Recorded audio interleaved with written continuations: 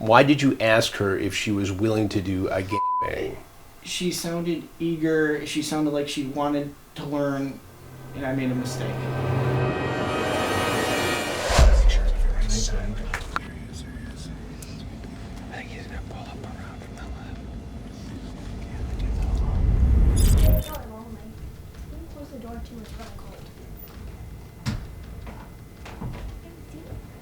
What do we got here? Jeremy, you shouldn't leave. These gentlemen want to talk to you. Put your hands behind your back. Put your hands. Please! Get down on the ground! Down on the ground! Why did you think it was okay to leave your teenage girl home alone to come here and meet another teenage girl, Jeremy?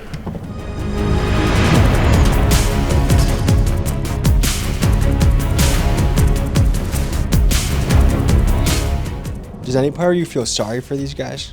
No. This one idea for a one-off story for Dateline NBC in 2004 has turned into all this. I will. Can you just tell me who you are? I'm Chris Hansen. This is an investigation.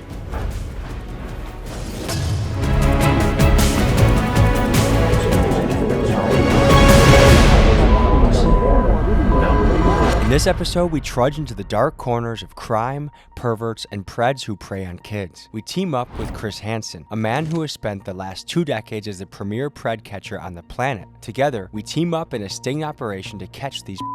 In this episode, there are certain words that for some reason we cannot say. Among them, so instead, we will either refer to these guys as Preds, PDF files, or bleep out the word altogether to avoid being censored. Now, this ugly world of PDF files is something that I almost didn't want to cover. I mean, the idea that grown men are out there looking to meet with vulnerable youth, to me, it's just sad and sickening. But it is a reality of this world that we have to face, and thankfully with the help of local police, we have the opportunity to take these offenders off the street and give them justice. Folks, this episode is heart-pounding, stomach-turning, and incredibly intense. It's time to saddle up and go boots on the ground.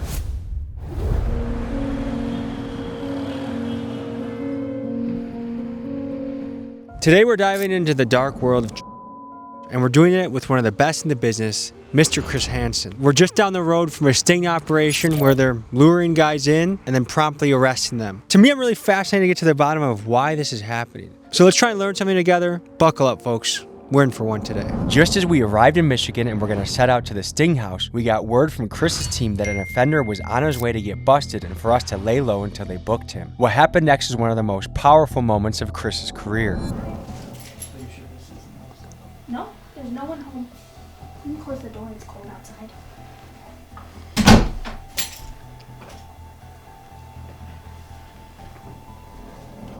Did you bring the money? Yeah. Can I see it? How much is there? 150. Okay. What do you want to do? What are you feeling up to? I don't want to. I'm down for anything. Are we doing it here? Is there like a bedroom? There's a bedroom, or we can do it on the couch, or anywhere you want to go. I'll go change, and you can stay here. Okay. You can just stay right here, and I'll be right back. Okay? Yeah. Okay. How you doing? Think good. Good. What was your plan here today? Can I leave? No, you cannot. Stay right there.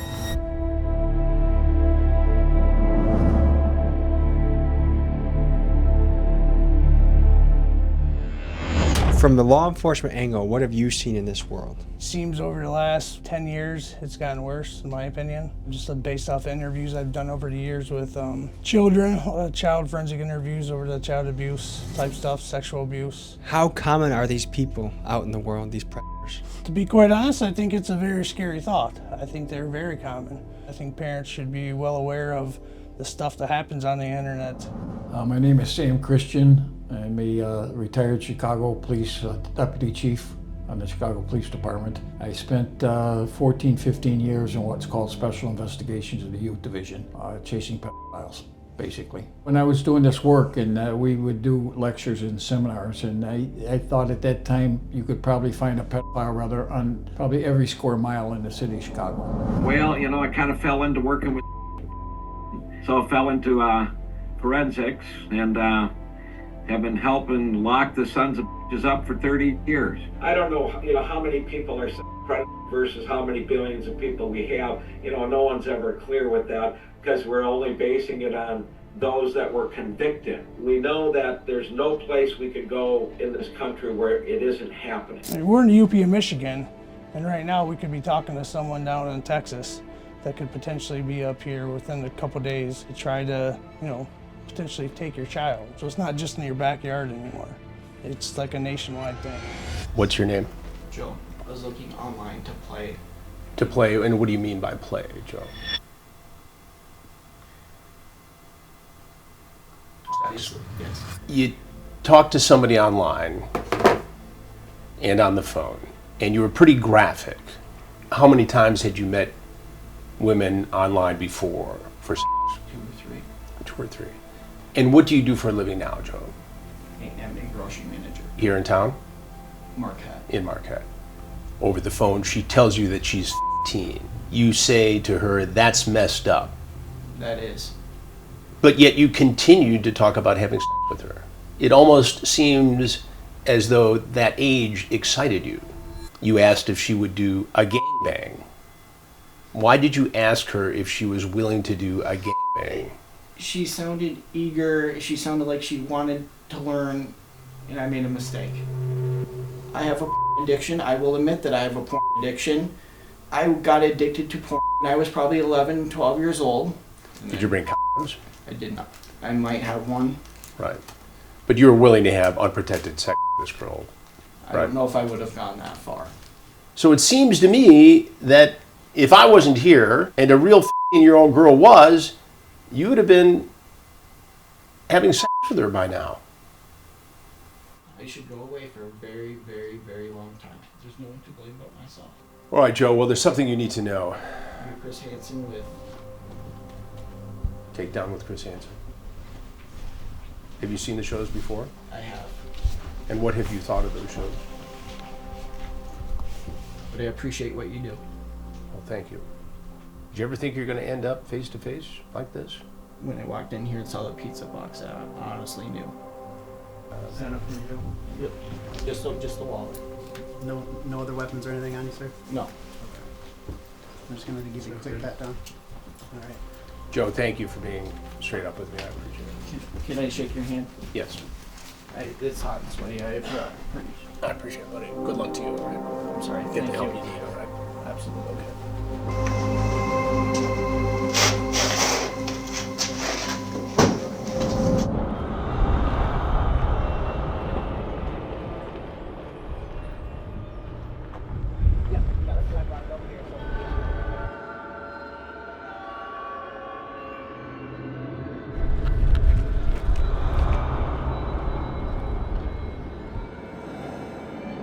It sounds messed up to say, but I couldn't help but feel bad for some of these guys. I mean, I know that if they followed through with what they were going to do, that they very well would damage a kid for life. But still, watching them throw their life down the drain in real time just made me feel sad for them. And due to the pathetic nature of what they were setting out to do, my guess is these guys live very miserable lives. Does any part of you feel sorry for these guys? No. These guys are doing irreparable, lifelong damage to kids.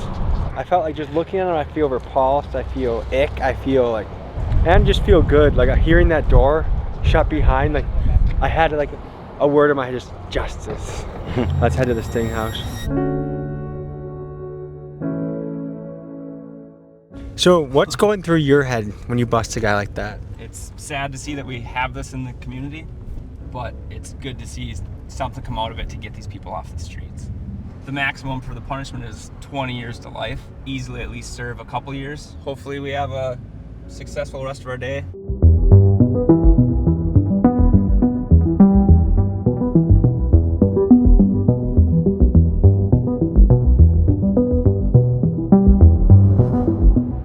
So in a normal Sting, when you start in the morning, how late does it go? You know, we've gone till the next morning, 6 o'clock in the morning, depending on who's coming. So we might be having a slumber party tonight. Could happen. It's happened before. So this weekend we have a sting operation with the Marquette County Sheriff's Department. Decoys will go undercover posing as children and see if men will approach them and try to make a date for sex. If they do, they will be invited over here. I will confront them and then they'll be arrested by the Marquette County Sheriff's Office. We've been doing investigations for 20 years now. And yet here we are, 20 years, and probably 600 guys later. The problem is worse than ever before. You've pioneered a whole new genre of content where now there's people that their entire career is doing somewhat very similar things. One, did that blow your mind? And two, not all of them get the guys arrested. You know, when I stop to think about it, now that you mention it, it is kind of mind-boggling. This one idea for a one-off story for Dateline NBC in 2004. It's a Dateline hidden camera investigation no parent will want to miss. He thinks he's at this house to have sex with a 15-year-old girl. Chris Hansen with a Dateline hidden camera investigation. Has turned into all this. And in terms of the vigilante catchers, you know, some of them have done a service. And I think there's a solid place for citizen journalists. But it concerns me that I think some, not all, but some of these vigilante catchers are out to just be as outlandish as possible. A phone call's coming in from a potential and everyone's waiting, holding their breath to see if a lady's coming through. I don't want to get in trouble, and I'm not here to get you in trouble. I just want to have a good time. He's coming. Well, what's your mental preparation? Like, what are you doing before they come? Well, I'm working on a lot of different things. So I've gone through the material for this particular confrontation. I'll start going through it again in a few minutes here when we know he's on the way, for sure. And other than that, you know, you're just kind of keeping aware, and I'm working on other stories at the same time. They're just trying to see if it's real, see if they can manipulate them, take advantage. Do you feel bad for these guys at all? Do I feel bad? No, at all. They knew what they was doing. They needed to ask what. Tell me about the potential perp. He said that he is 49. He's actually 53, we found out. I think interesting, first of all, that he's willing to lie about a minor detail like that. He's coming from like 3 hours away. Didn't he also take a picture? He took a picture of his on the side of the road, sent it to the decoy. Okay, you guys are some of the world experts in tracking down. What kind of commonalities do you notice amongst these guys? Traits, characteristics? They all lie about inconsequential details. This guy that just said he's 49, he's really 53. We've had guys lie about the type of car they're driving. How has doing this job changed how you guys look at the world? Like, I feel like when I have kids, they're not getting on anything. Like, and Chris talks about all the time that when he first started doing this, he thought he was going to do it like once or twice. And now 20 plus years later, he's still doing it. And he's busier than ever. And he's busier than ever. There are exponentially more platforms upon which adults can approach children.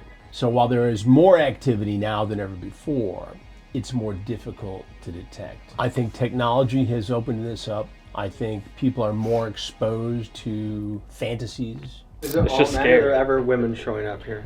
I've never had a woman. Never had a woman. Women like to have a connection, whereas men are like out hunting for whatever. So the women, it's always somebody who's closer. The female, you're more likely to see in the teacher-student scenario. The female wants to know the victim. The male likes the anonymity. Miss Nutley was a teacher at St. Xavier High School. This is a Catholic school in Springfield Township, a Catholic school of all places. Has doing this job made you look at men differently? I mean, I always thought there were perverts out there, but like, there's so many, I guess. To get an idea of the damage this crime can cause a family, we spoke with a mom whose child suffered from the hands of an exploitive adult, and she spoke to the impact this had on her life. I didn't notice everything until maybe 3 years into the relationship. I started noticing that he was a little bit like not affection. So I kind of just assumed that he was cheating on me. We took a trip out to Michigan, and that's when I actually found out that my daughter had a boy over. I investigated deeper into her phone and found out that this other kid was actually 23. So I called the cops and they did lock him up. But that same night, something was bothering me about why was she so comfortable in my bed? So I went and asked my daughter, has Tim ever touched you? And Tim was right behind me and I felt him. I felt his energy behind me, like the nervousness. And she said yes. I turned around, I just start throwing things at him. And that's when I used, have you ever my daughter? He nodded, one time. I'm so confused at this moment. I'm like, well, what are you talking about? You said one time, but you're saying no. What's going on? He was on a run for at least 2 weeks. He took a plea, the 10-year plea. It was underage. He just repeatedly with the underage. This is such a cat and mouse game. Like, we'll have like someone 30 minutes away, call. And then they chicken out. Or someone calls back and is like, hey, I want to pee on you. And then they chicken out. Comes in, goes out. We try to maintain a low key, but you gotta eat good. Gotta bring beef jerky. In a typical day, 8-10 hour day, how many people would you bust? It really varies by location. You know, there have been some where we've packed in four guys in an afternoon. And then there's some where we've showed up and we've been there for 2 days and nobody shows up. What are the major red flags of a that people can be aware of or think about? So if we just take an extreme, on one extreme, we know these people because they're always talking the language. Instead of calling people kids, they're F toys or, even dates, they're objects. On that end, we know who those people are because they're always verbalizing. But most are at the other end. They have a great social persona. They look good, they sound good, but they're very schmoozy. And it's that schmooziness that we forget. That's psychopath traded. In any way, do you feel bad for these guys? Sometimes, you get a guy who gets on his knees, who spent 6 months in battle in Iraq, maybe has PTSD, and he's begging you for forgiveness. You can't help but feel bad. But at the end of the day, if we weren't here and a child was here, what would have happened? Because there's no doubt in my mind, a large number of the people that are incarcerated are going to get back out and restart again. Hi. Hey, what's up? I'm sorry I missed your call. Yeah, I'm like 30 minutes away. I was just making sure you're gonna be still up and shit. Yeah, I'm still up. I'm waiting. Alright. So, what do you just want to text me the address when I call you back, or what do you want to do? Yeah. Just let me know when you're in Ishpeming and I'll text you the address. Alright. Okay. Hurry up, I can't wait to see ya. Alright. Okay, bye. Does it surprise you how many guys are out there trying to do this? Yes and no. Our jurisdiction has a very high amount of CSCs, criminal sexual conducts. I guess, how does it make you feel getting to do this job? This? Good. Like, I've seen so many stories that are like horrific. Some of these people do to minors is sickening. Do you think our justice system properly takes care of these guys? I think they all need to go to prison for some stint, however long. I'm not sure. I will say I think reoffenders, my personal opinion, shouldn't be able to walk another day freely. Anything you think people back home should know? If you're a sexual assault victim, don't be afraid to speak out and tell your story to somebody from trained law enforcement officials that do handle this stuff in a sensitive manner, and don't be afraid to report it and speak out about it. There are a boatload of clips from this episode that, for reasons I cannot get into, are only available on Patreon. If you'd like to support independent journalism and have access to these clips, the link to subscribe is in the description. There's a last minute hustle and bustle to get everyone in place. We'll see him on the camera, so if he does, everyone will just shift. Check your phones, everything's How well do these guys usually scope out a place before they go to it? I think last year, and the one we did the other one, I think we've had 2 or 3 go by. They'll drive by once or twice just to make sure they're looking for, obviously, police cars, anything suspicious, obviously lighting, any suspicious movement at all that would indicate, hey, there's something just to justify their concerns. So once they're in, they're fully committed. So, like, how do you approach this from a psychological standpoint so that you keep it going without tipping them off, but you still get information, like when to text them, when not to text them? I think it's just by feel. You want the honest answer, the TV answer? Honest. You just gotta be really fucked up. Do you think he would be disappointed to know that someone sending him all the nice messages was a guy like you with a beard? They're gonna know when I take the stand. Is this off a hookup website? Yeah, this is off of a website that just strictly deals with prostitution. So he's probably been there, done that before. Usually. So that means the decoy has a fake profile. Yep. With a few pictures. Yep, I created a fake profile. The website's out of Europe. How racy can you get with the pictures? The pictures are of our actual decoy. she can get as racy as she's comfortable. Obviously, we don't get too racy with ours. So he knows that she's 15, and his big holdup was he had to find some place to get rid of his kid for the night. Do you know how old his kid is? I don't think we discussed it. He could be minutes away. Yeah. And you guys, you gave him the address at what point? Just within the last 30 seconds, a minute ago. Let's get ready. Subject spotted. Okay, baby, here we go. This is our guy. Hey, Vermy, ask where to park. There he is. Yep. I think he's gonna pull up around from the left.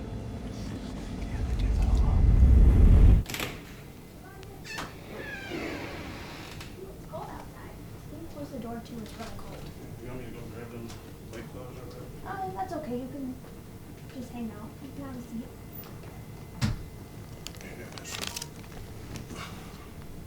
You got some weed? Yeah. How was the drive? Fucking shitty, man. I got behind some guy that was going like 20 miles an hour and shit. I was wondering what was taking you so long. Yeah. You got the condoms too? Yeah. You want that? You want to do that? Sure. Well, I'm gonna run upstairs and grab my bong really fast, and I'll be right back, okay? Alright. Okay. What do we got here? Oh, man. How you doing? Good. What'd y'all bring? There's some weed. Some weed? Yeah. What's your name? Jeremy. Jeremy? And Jeremy, where are you from? From Michigan. What part of Michigan? Iron Mountain. Iron Mountain. What brought you here tonight? She said she wanted to smoke. She wanted to smoke. And who is she?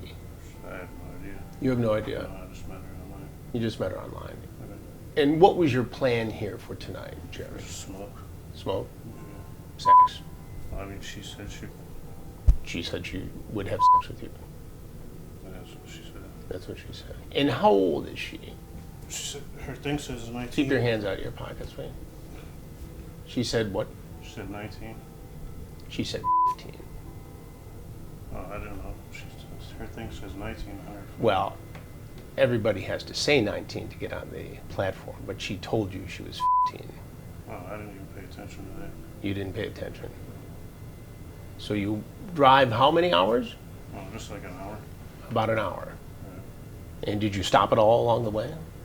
Yeah, I stopped at a gas station. And what did you get at the gas station? Gas. Gas. Yeah. Anything else? I grabbed some beer. Some beer. Yeah. And where's that? Out of my truck. Did you bring condoms? Yeah. You did. And where are those? In my pocket. In your pocket. And how much weed did you bring here? Just And how much did that cost? Well, I don't know. This was I already had this. You already had the weed. Yeah. So what's going on here? What is this? I'm going to get to that in a minute. But Jeremy, you drove an hour to meet a 15-year-old girl. Well, she said she was 19. You say that on the website or on the social media, but it said 19 on the platform, but she told you 15. I don't know, man. I'm not. Are you a cop or what? I'll get to that in a minute. Well, I'm not going to sit here and deal with this shit. So I got. You're not going to sit here and deal with it. You drive an hour. Yeah, you she get lied bring to me weed. and said she was 19. No. I've Yeah, seen the transcripts, Jeremy. So you can Okay, try to jerk me around here, but it's her not going to thing go says well. She's 19 on her thing. I'm assuming you have to have an ID to make a fucking sex website. What right? did she tell you? What age did she tell you, Jeremy? She said she was 19 on her thing. What did she tell you in the conversation? She said 15, right? Okay. Okay.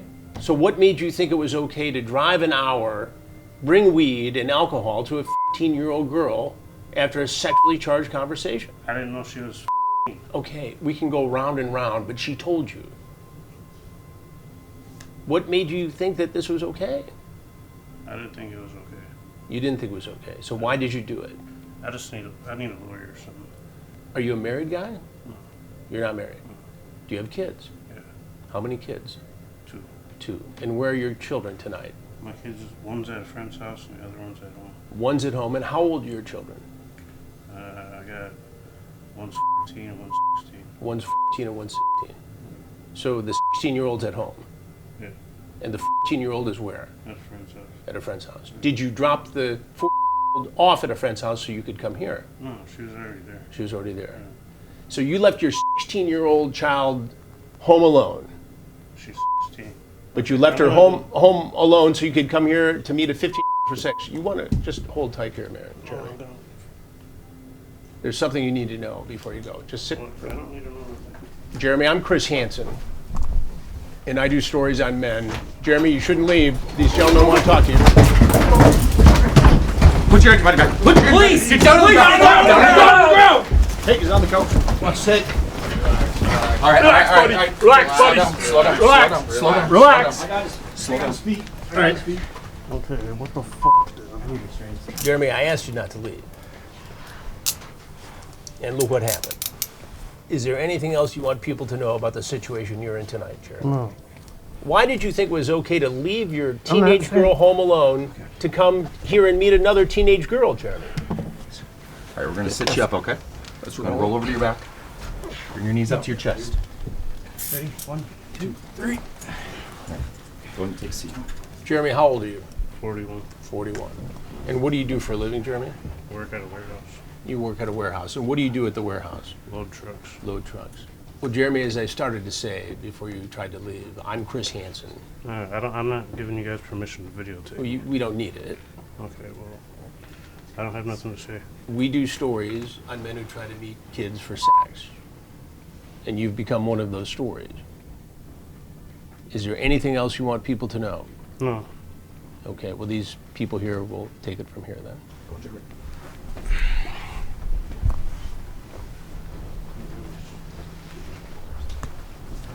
Chris, you just completed 2 days, a lot of bus. What's going through your mind right now? Tommy, the fact that a guy would leave his own children behind, a 14 and 16, to drive an hour to meet a 15, allegedly for sex, bring weed, alcohol, it never ceases to stun me. The anticipation, right when he started walking up to the house, my heart was thumping. Yeah, mine too. Still does. It's an amazing thing. I mean, I've seen it so many times through the television, seen how it goes, but then to be here in the moment, it's like a rodeo when you're out there. You don't know what's going to happen. And typically, we have the element of surprise. I mean, sometimes these guys are suspicious. Sometimes they'll say, you're Chris Hansen, before I can say I'm Chris Hansen. He obviously felt pretty comfortable when he saw the undercover deputy posing as the 15-year-old girl. He thought that this was going to go to plan. And when she excused herself, it was time for me to come in and ask my questions. I'm sure every guy comes in and tries to deny to some level. Sure. Is it airtight? Like, is there any way this guy can't say, I didn't know she was 15? The way the sheriff's detectives and deputies work, they have a clear record of informing the alleged that this person they're coming to visit is 15. Is playing dumb the most common defense mechanism? It's playing dumb. I didn't see the age. They try to convince the detectives that because you have to be 19 to get on that platform, that they assume that they were 19, even though people get on these platforms at a younger age. Do you think he knew he was an animal in a trap by the time you sat down with him? I think he knew he was in trouble. I don't think he knew who I was. And so he's wondering, am I the mad dad? Am I the police? Or am I someone else? To see what you've been doing the last many years, busting guys like this, getting them off the street, America's rooting for you, man. I appreciate it, Tommy. I appreciate So, it very much. well, thank you. Thanks, man. Thanks for being with us. Thank you. All right, folks. Well, that's what it's like inside of Operation busting and putting them to justice. We'll see you guys next week. What you have just seen is the tip of the iceberg when it comes to what True Blue has to offer. They have countless documentaries with Chris Hansen, many more episodes of pedo catching, and a series called Cops Under Fire, which is the wildest cop show I've ever seen. If you would like to see more of this for only $4.99 a month, you can subscribe to True Blue. The link to do that is in the description.